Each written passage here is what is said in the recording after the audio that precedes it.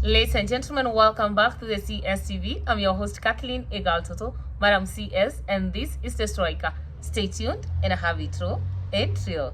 In The Striker today, actually, we're going to look at why actually Oscah Sudi chose to reply or to respond to Bishop Muheria of Nyeri, actually, diocese, when actually it was the entire Council of Catholic Bishops in Kenya that wrote a letter highlighting the issues in this particular country. Now, I have to take you back.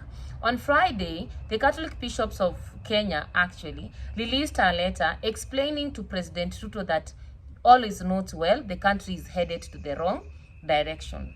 And it was the Catholic Bishops of Kenya, all of them. But what happened, we saw actually various departments from the government reacting, castigating the Catholic bishops. Among the people who reacted to this message was Oscah Sudi and the likes of Kimani Ichung'wah. And what they did actually, they chose only one person, that is Bishop Muheria, and actually decided actually to crucify him and reminding him that he did not castigate the previous regime, while actually even the government at that particular time was doing well. Now the question is, the Catholic Bishops of Kenya is not only made up of Bishop Muheria. Why is it that these people decided to pick on Bishop Muheria? So in this video, we're going to dive into that. But before we do that, kindly, if you are new to this particular channel, welcome home, karibu nyumbani. Kindly subscribe, like, share, and comment on our videos. And more importantly, turn on the notification bell so that the next time we are uploading a video, YouTube will automatically notify you. If you are a returning subscriber, welcome back. Thank you for tuning in and thank you for your continued support. Kindly remember to like, share, and comment on our videos. Now, Bishop Muheria has been at the receiving point of the Kenyan Kwanza supporters and royal diehards after the Catholic bishops released a letter in terms of castigating or reminding the government that all is not headed to the right direction. And one could wonder, why did Oscah Sudi actually choose to respond to Bishop Muheria alone? Number one, Bishop Muheria comes from Nyeri County, and remember, our impeached deputy president, that is Deputy President Rigathi, also comes from Nyeri County. And this case, what the likes of Oscah Sudi they are trying to do is actually to bring the tribal card onto the message that actually the Catholic bishops delivered to the Kenyan people and to the Kenyan government.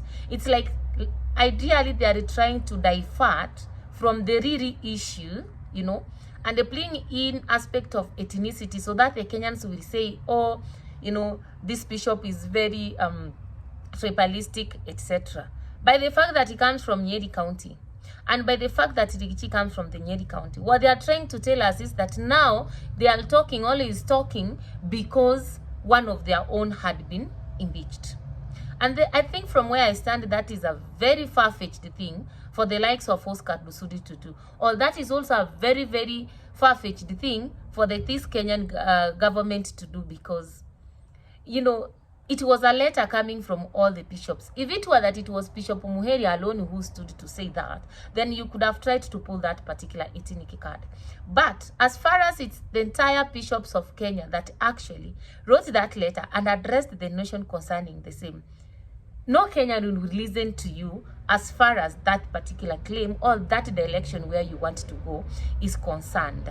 And actually, the kind of card, all political card, that they'll that Oscah Sudi and Kimani Ichung'wah want to pull as far as that particular letter is concerned, by actually picking on only one particular bishop, is a very dangerous one, because that one will tell us one thing. Actually, it wasn't Rigathi who was tribalistic alone. You people, you are using the same tribal card that you used to impeach Rigathi Gachagua, to, you know, to call all to consolidate your support and to consolidate your agendas, and therefore it's not going to work for you. The same way it did not work for Rigathi is the same way it will not work for the people of Kenya Kwanza.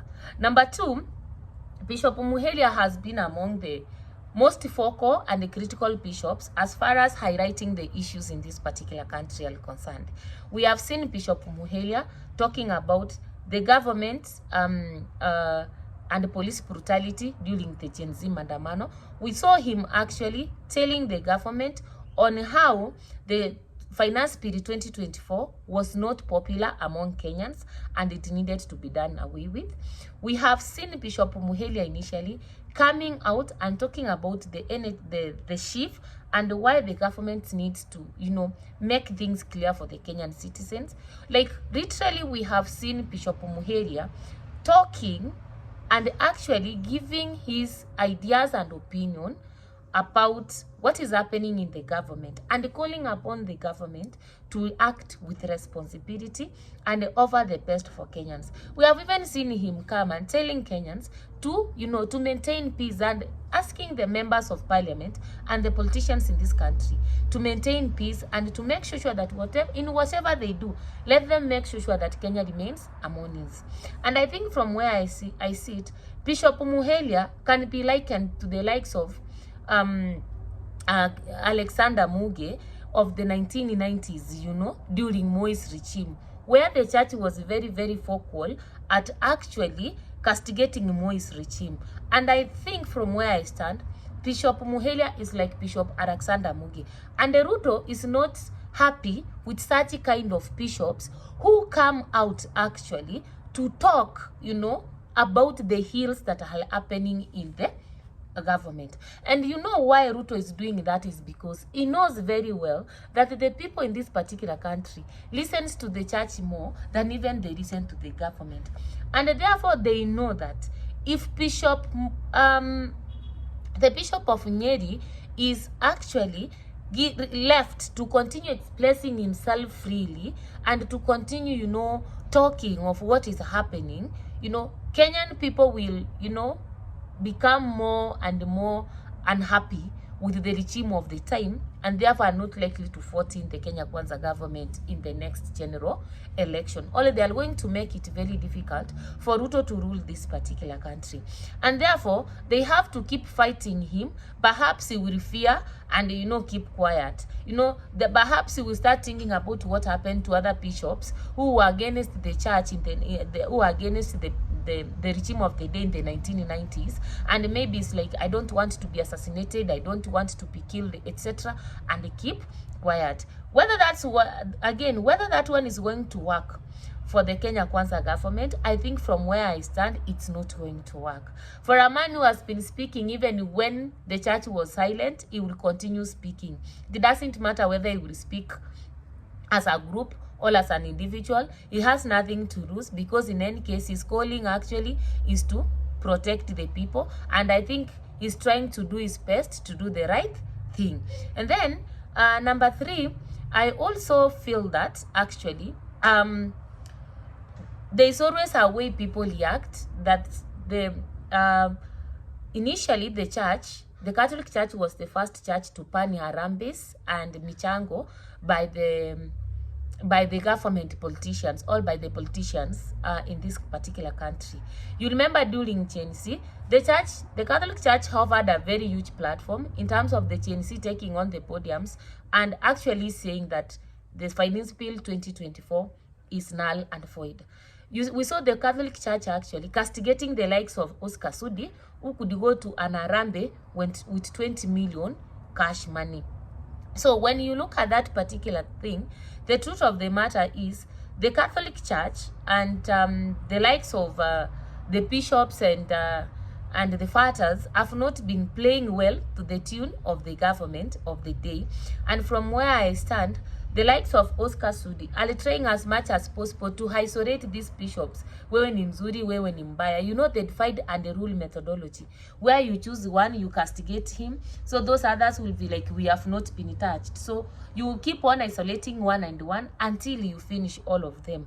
But the truth of the matter is, I think the Catholic Church is more of a government. It is the only church that, operates with a serious kind of governmental structure, and even Vatican is said to be one of the smallest countries in the world because it even has a flag. And you realize that the Catholic Church is is offering services that are actually supposed to be offered by the church, by the government, even in deep rural areas. Go to the most rural areas of this particular country and tell me, what if you will not find as a school, a church, a rescue center, an orphanage where the Catholic Church is providing its service in wapi? So you realize that the Catholic Church is more in touch with the people and it's more popular with the people than the government. And you know, Ruto is not happy. Mtunyime platform ya kuchanga, mtunyime platform ya kuongea siasa zetu, and then here you have a critic who speaks every Sunday against us, and then here you are writing a letter to me the way I'm not performing. I think that's why we see the likes of Oscar Sudi and Kimani Ichung'wah trying to castigate the Catholic Church and the bishops, and specifically picking on actually Bishop Muheria. I think he's the vice chairperson, I'm not so sure, of the Catholic bishops of Kenya, in terms of highlighting the negative things in the government. But it's also ironical that even after they have said that, they have the audacity, you know, to attend a Catholic event in Embu yesterday. And one could wonder, simulisema we are liars, simulisema we have been supporting bad governance in the past.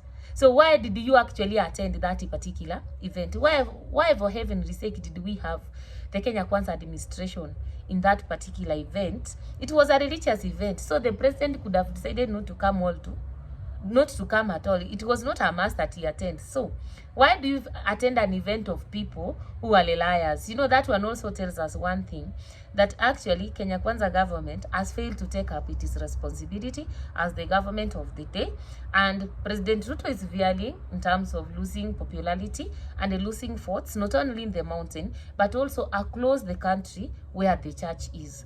Because when it comes to matters of the church, it doesn't matter who you attack. You will attack a pastor here in Nairobi, and the congregants in Busia, in, you know, all over the country will be against you because you have attacked their pastor, and that will make automatic enmity between you and the congregants. You attack Bishop Muheria of Nyeri Diocese, the entire Catholic Church stands up and says, we are against this regime, it's attacking our bishops and the priests, we are not going to vote it in. All the Catholics in the country will not vote for you. And if you want to find that, go back to 2005 during the referendum, when actually the Catholic Church stood up and said they are not going to vote in the new constitution because of its apportion clause. No Catholic actually voted that for this thing. It was a song everywhere, even in the villages, in the rural areas. The people knew that this particular constitution is bringing apportion and it is wrong, and people did not vote it. So I think from where I stand, there's a lot that the government needs to do in terms of bringing back the church to its side, or actually trying to do the things in the right way and demonstrate that actually they are not castigating the church, but they are ready to listen to the counsel of the church. What are your opinions? Those are my opinions. Comment in the comment section below, and yeah, see you next time. Remember to subscribe.